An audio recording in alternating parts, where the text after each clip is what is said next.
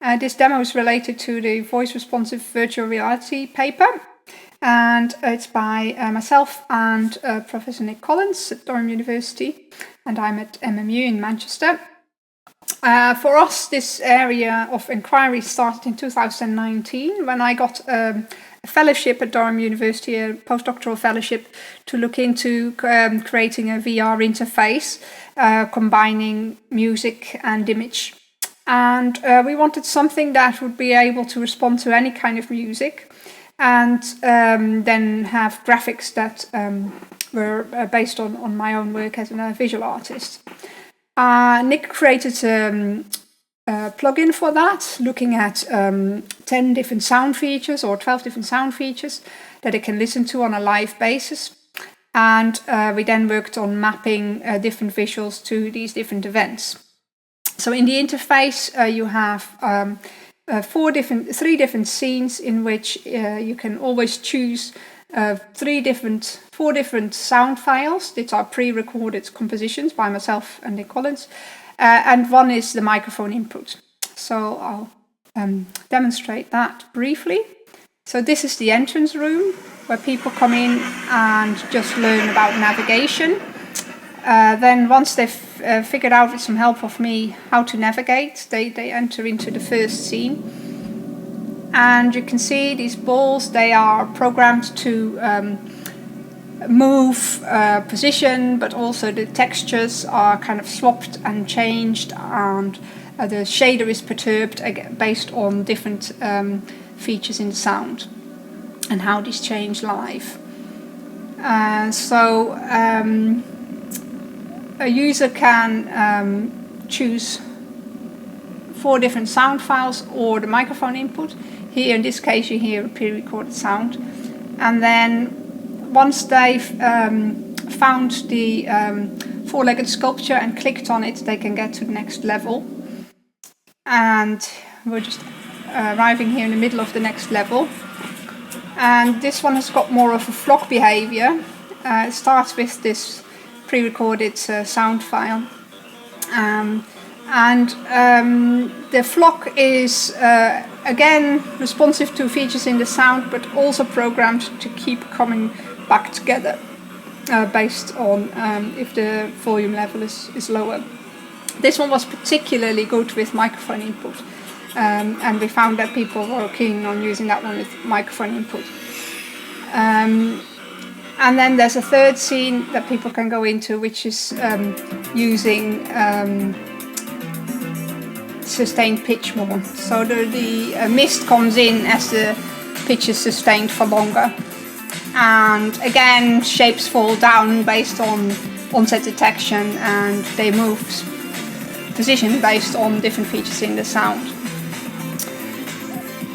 So here are the features that the audio plugin listens to. It's available for free on GitHub. The link is in the paper. Of course, you can choose your own features that are relevant and occurring in your own sound file. And we did an evaluation on the audio virtualizer during an event at Newcastle in 2023. And we got a group of about 10 people together to look at this theme of VR development and voice input, and is there a link to well-being, and how could such an interface look like. 6 people filled in the questionnaire, so they did the experience with the audio virtualizer and then they answered some questions. We found out that the microphone input was quite popular. In some cases, 2 of the 6 people used it in all of the scenes, and 3 used it in at least one scene, and then 1 person didn't answer that question. We also noticed that people's moods were noticeably improving. That was interesting. And also we found that 4 of the 6 people find it quite hard to navigate the interface. So we wanted to change that in the next one. So we then developed VR Raw. We started in 2021 and released it last summer in 2023. We first made it for the Quest 2. It's now also available for the Quest 3. It's totally responsive to sound input, voice input in this case. but any live sound will be detected by the microphones. And it can be used as a performance backdrop, but also can be used as an aid to free up the voice. I used these 3 artworks as the backdrop in the skyboxes. They were deliberately made as square drawings for this purpose, because square is easily mapped on a cube shape.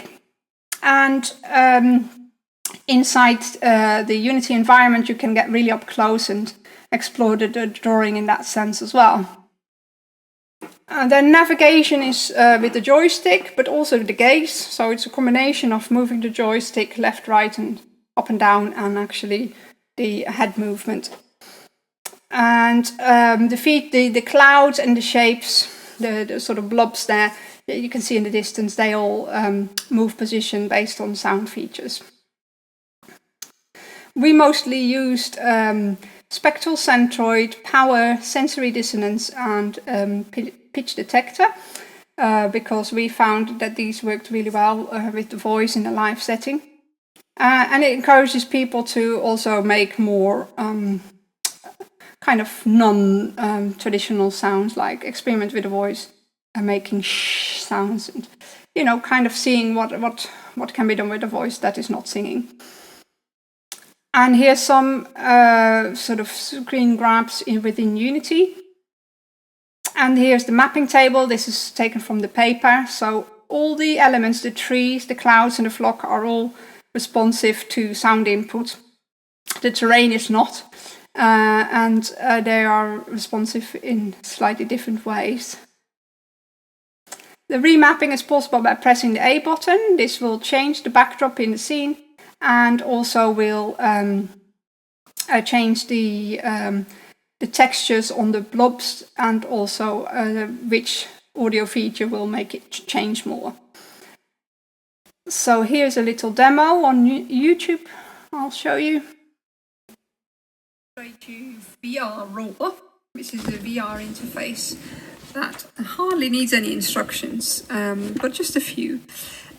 It's fully sound responsive, so with each attack it recognizes it's dropping down 2 balls, and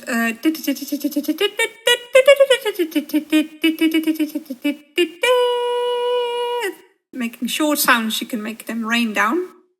And then you can move them up and down and further away based on volume, pitch, and brightness of sound. So if I go shh, I push them away, and if I go higher pitch, they'll go up.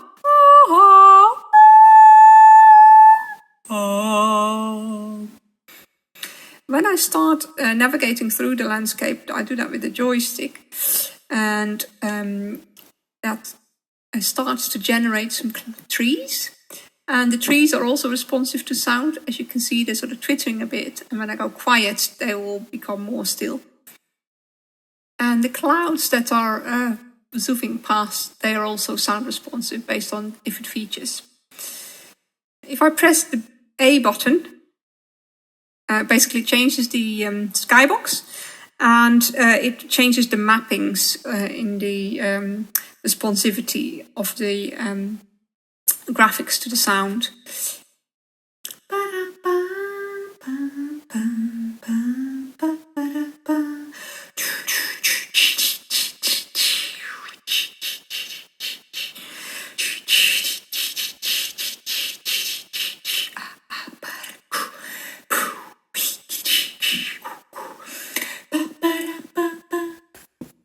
So we will be evaluating this at NIME. Here just a still as well from when this was presented at MMU. Pippa Anderson from the northeast of England, she came and actually performed with the interface. And we had different speakers talk about well-being and VR. And now here at NIME we will be evaluating it using the UCL Museum Wellbeing Measurement Toolkit. And we hope we'll get lots of people fill this in. And that's basically based on 6 questions that you answer before and after the experience. and this is where that came from. So we hope to see you there at 9. Thank you very much. Here's where you can get the apps. The audio virtualizer is for free at the Vive board, and VR Raw is for free on the Meta Store. Thank you very much.